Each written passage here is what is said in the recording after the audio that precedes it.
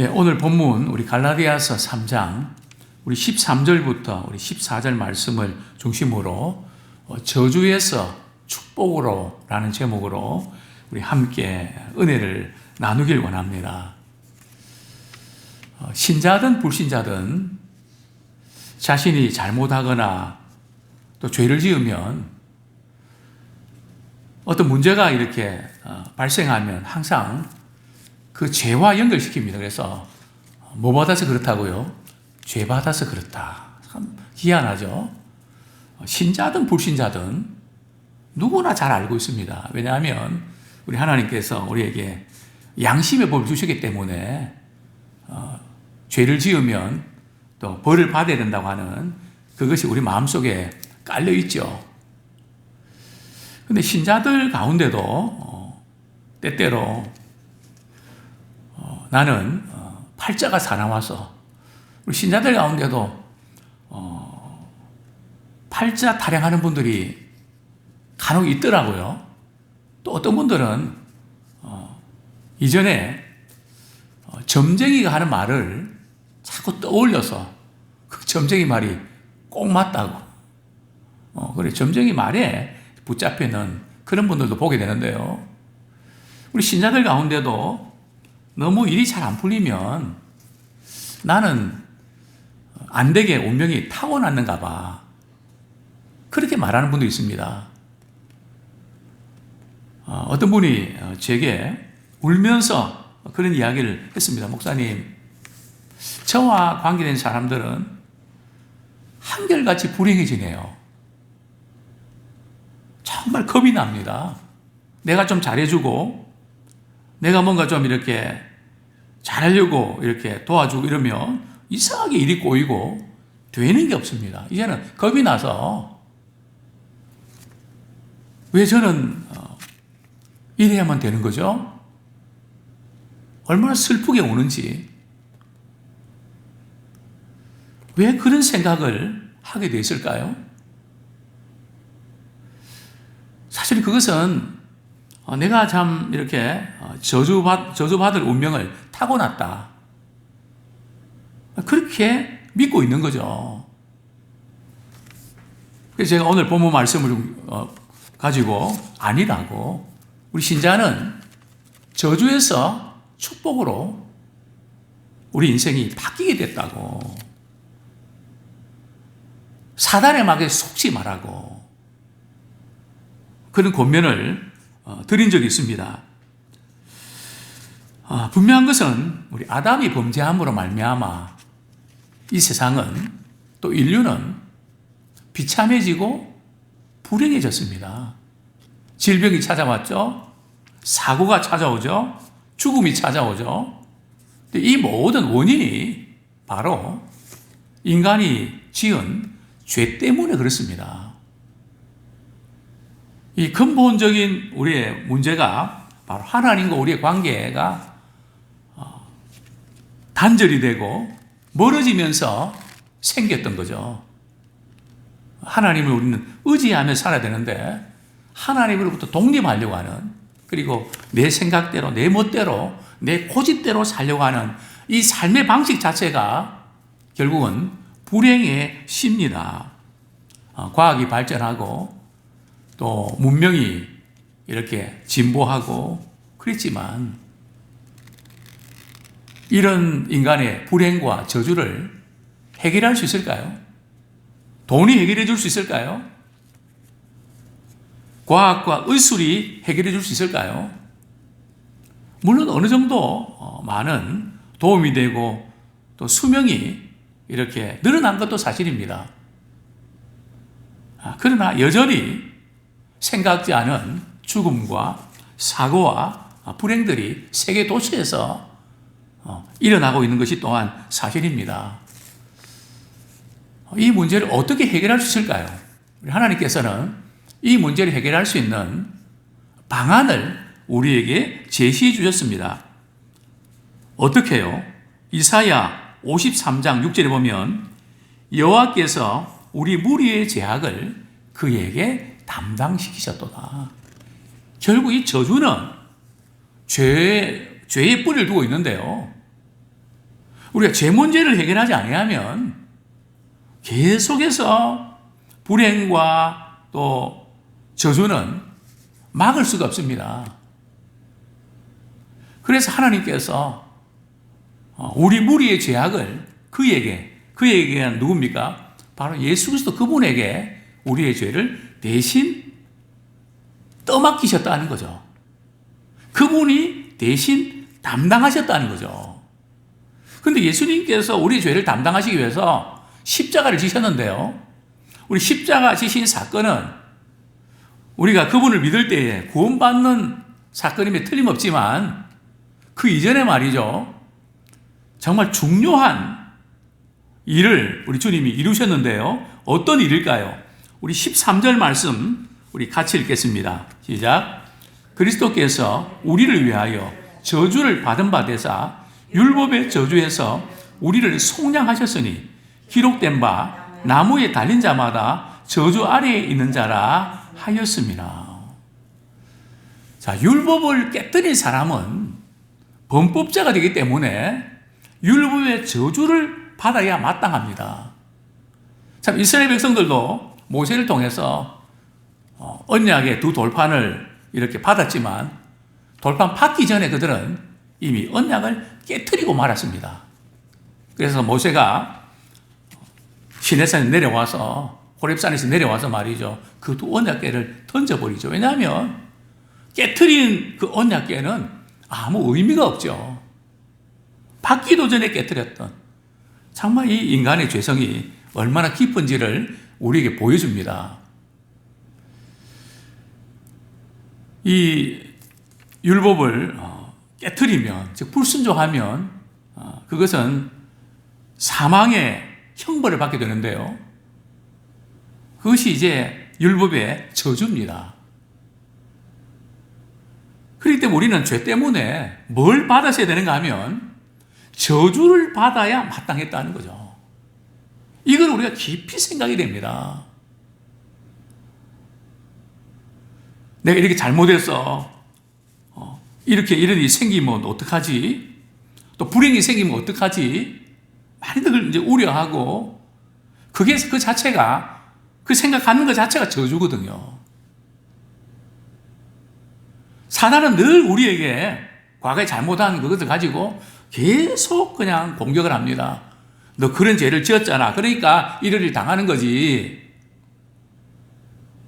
예수 믿고 나서 구원받은 후에도 계속 그냥 율법의 저주에서 속량된 게 아니라 율법의 저주에 계속 머물러 있는 그런 인생들을 종종 봅니다. 예수님이 십자가 지신 것은 말이죠. 우리가 죄 때문에 저주받아야 될 그런 우리였지만 주님이 대신 저주를 받으셨습니다. 원문에 보면 저주를 받으셨다는 의미보다는 우리 주님이 저주가 되셨습니다. 이게 무슨 차이가 있는가 하면 받았다는 것은 좀 수동적으로 피동적으로 당했다는 뜻이 있고요. 저주가 되셨다는 것은 기꺼이 말이죠. 우리를 구원하시기 위해서 기꺼이 내가 저주를 받을게. 저는 지금도 기억이 납니다.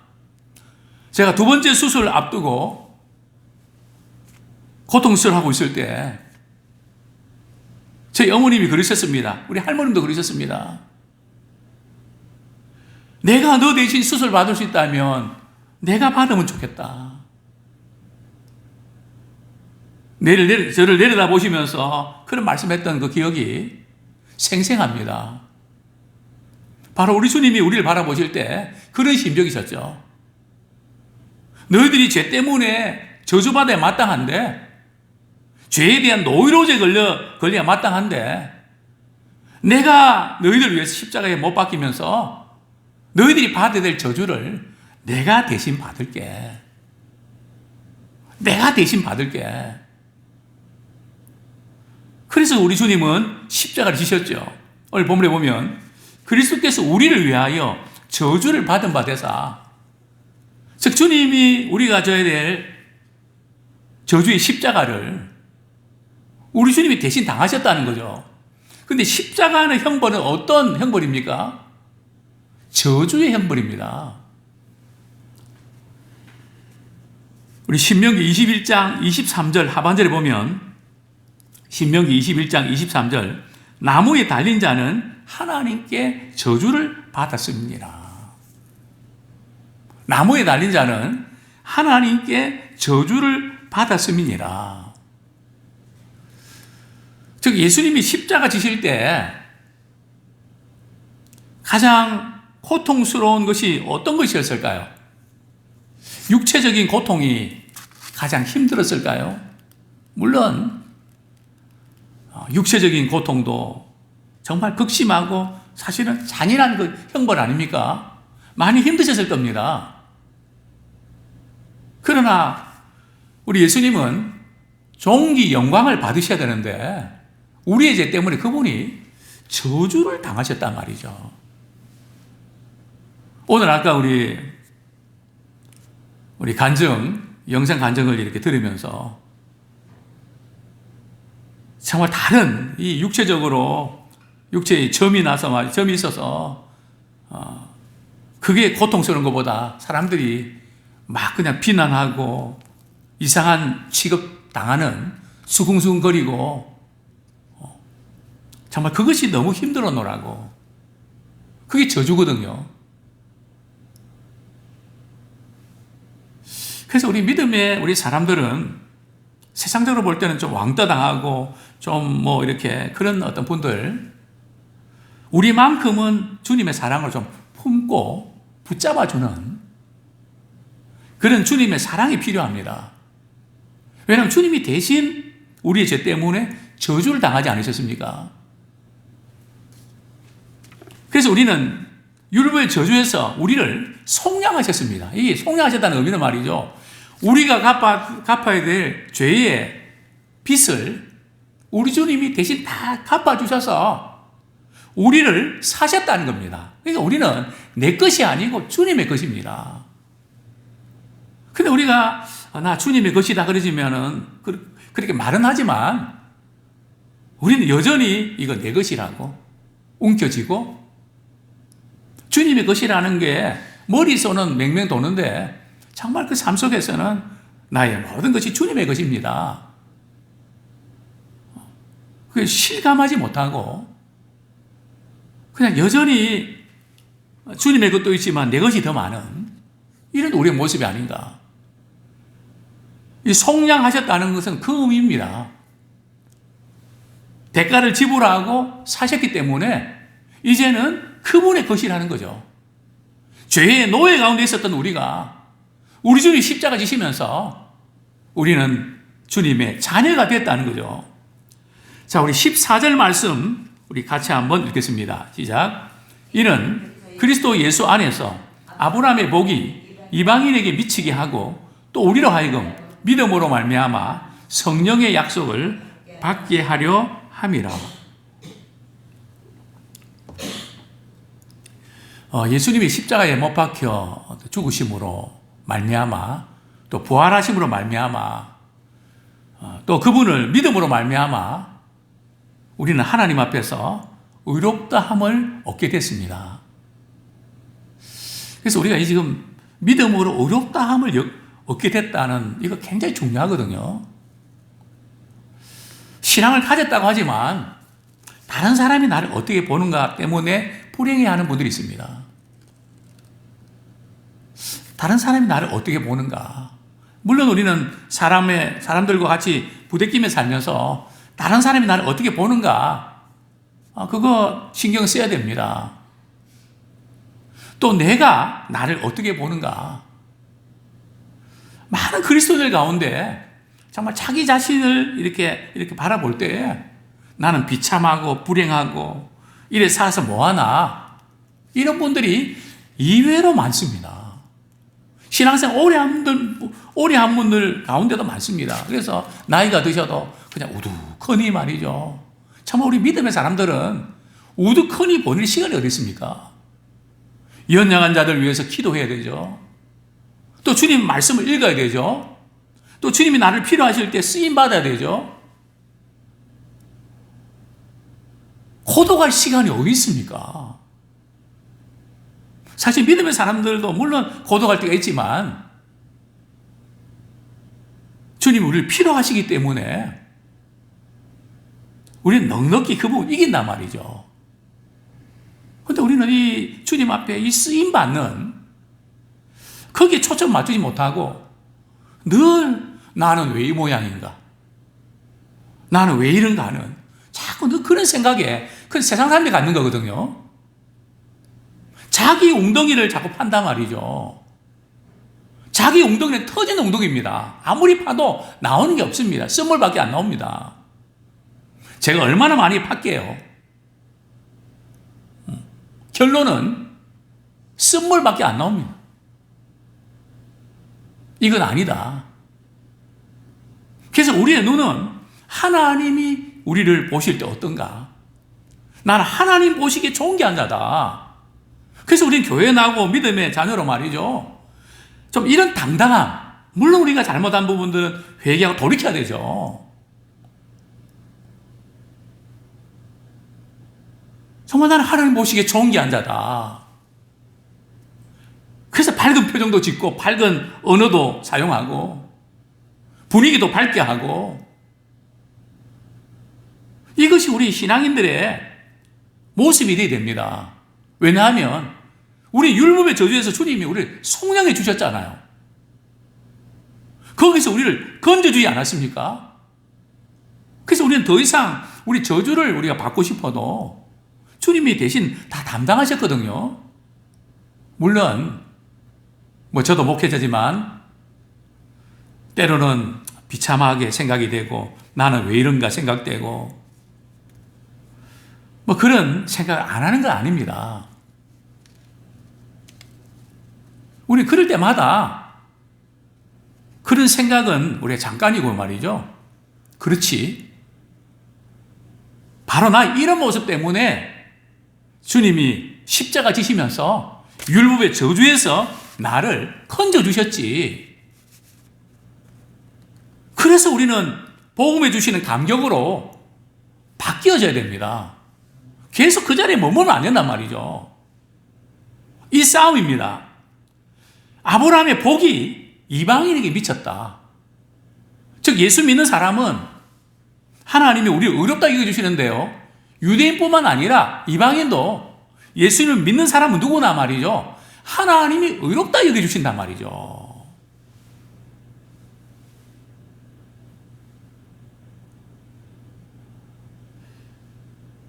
근데 우리는 자꾸 하나님께서 의롭다 여겨주시는 그 은혜에 대해서 감격하기보다는 우리가 지금 어떤 죄에 대해서 주눅이 들어있는, 물론 죄를 함부로 지으라는 말이 아닙니다. 우리는 하나님의 자녀잖아요. 또 잘못하면 주님 앞에 우리의 죄를 자백하면 그분이 우리를 의롭다고 여겨주시잖아요. 그러나 또 우리는 하나님의 자녀답게 사는 거잖아요. 이것이 우리가 주를 이뤄야 되고 이것이 믿음의 고기학근의 영향 속에 들어가는 것입니다. 참 의롭다함을 받는 하나님의 자녀가 되는 이 복을 받았고요. 자, 두 번째 복이 뭡니까?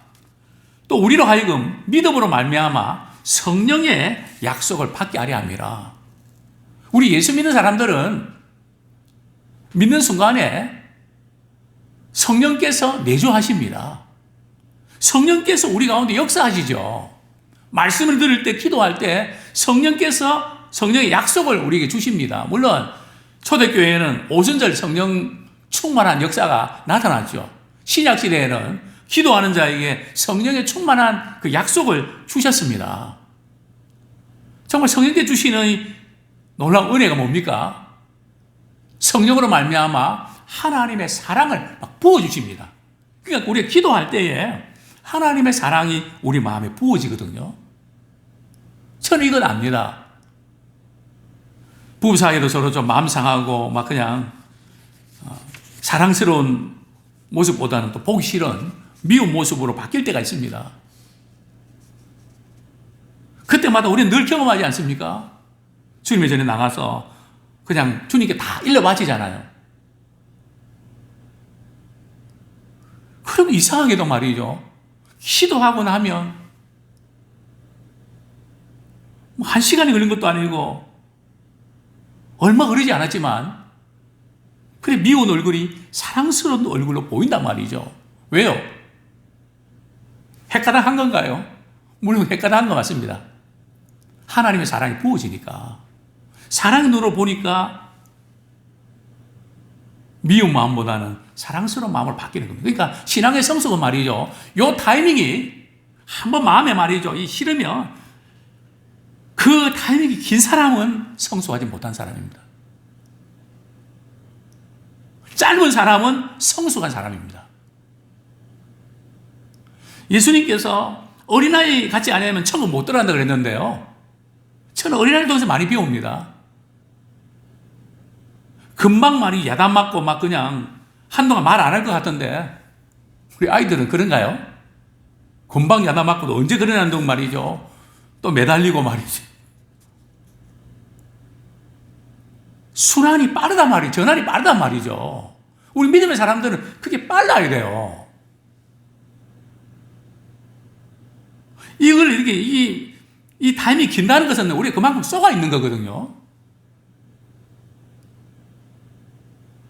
그래서 성령께서 우리 가운데 임할 때에 그게 바뀌는 겁니다. 저는 뭐 우리 모두 마찬가지죠. 우리 기도하고 나면 기도하기 전과 많이 바뀌어져 있는, 상대가 바뀐 것이 아니라 내가 바뀌어져 있는. 왜요? 성령께서 하나님 사랑을 부어주시니까. 또 기도할 때 성령께서 감동을 주세요. 너 왜 그런 생각을 했니? 왜 꼭 그렇게만 생각하니? 다르게 생각할 수도 있잖아. 또 성령께서 그런 마음을 우리에게 주시지 않습니까? 뿐만 아니라 우리 믿음의 사람들은 의롭다함을 받는 복도 누리지만 성령의 약속도 받지만 참 우리의 삶 가운데, 생활 가운데 많은 복을 받습니다. 저주에서 축복으로. 그래서 정말 신실하게 주님을 사랑하는 사람들은 하나님께서 영혼이 잘된 같이 범사가 잘되고 강건한 복을 주십니다. 다른 많은 복을 주시죠. 그러니까 우리는 어디 가도 나는 저주에서 축복으로 바뀐 사람이야. 반드시 내가 너를 축복할 거야. 반드시 너는 잘되게 돼 있어. 너는 하나님의 사람이야. 너는 하나님의 축복의 통로라고. 우리는 이런 축복의 말을 많이 하고 축복의 사람들이 많이 일어나는, 우리 믿음의 사람들, 기도의 사람들은 축복한 대로 하나님께서 그걸 또 이루어 주십니다. 이런 놀라운 축복의 통로가 되기를 축원합니다.